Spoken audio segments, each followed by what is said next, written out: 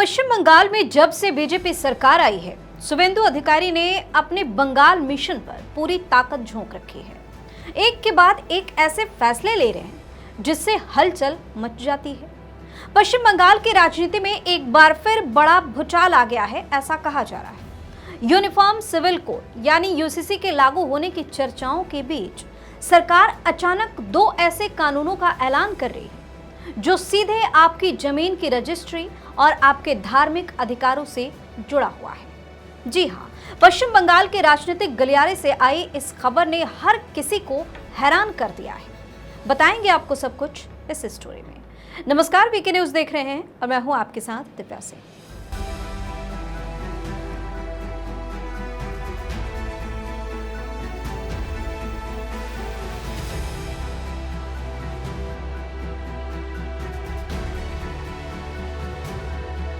बंगाल के सीएम शुवेंदु अधिकारी ने दो ऐसे ऐलान किए हैं जिसने हर किसी को चौंका दिया है।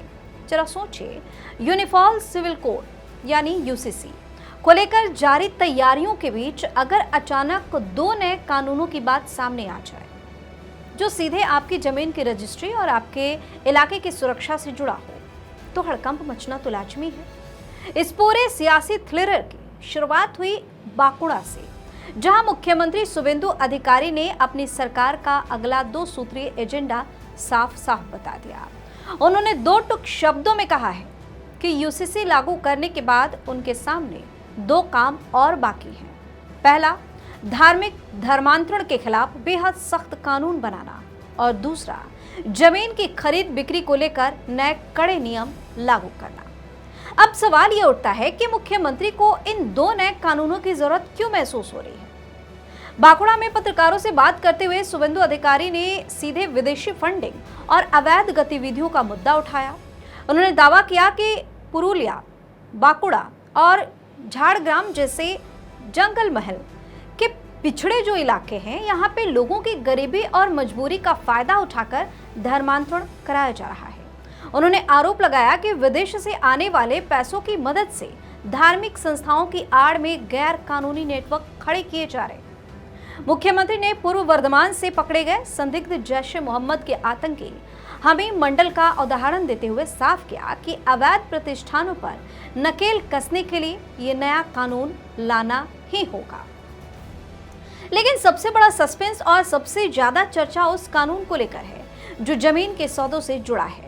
शुवेंदु अधिकारी ने ये तो कह दिया कि जमीन की खरीद बिक्री के नियम बदलने वाले हैं, लेकिन उन्होंने ये सस्पेंस बना के रखा है कि आखिर पाबंदियां किस तरह की होंगी।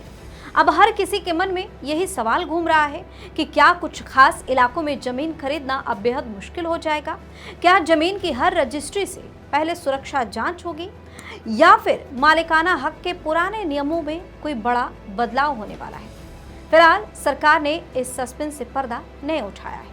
गौरतलब है कि राज्य में यूनिफॉर्म सिविल कोड यानी यूसीसी पर पहले से ही काम तेजी से चल रहा है। इसके लिए सुप्रीम कोर्ट के रिटायर्ड जज जस्टिस रंजना प्रकाश देसाई की अध्यक्षता में 9 सदस्यीय हाई लेवल कमेटी ड्राफ्ट तैयार कर रही है।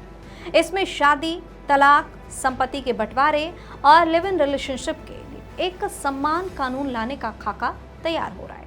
हालांकि आदिवासी समुदायों को इससे राहत देने की बात भी कही गई है।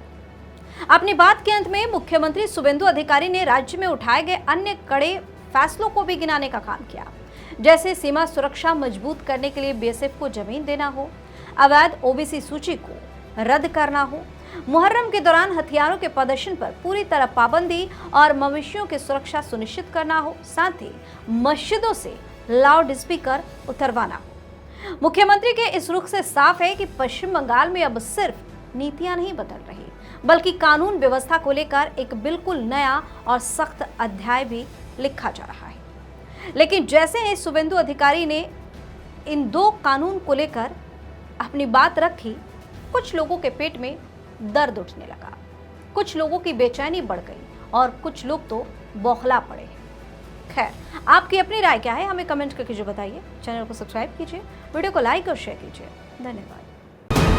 वीके न्यूज, राष्ट्र के नाम।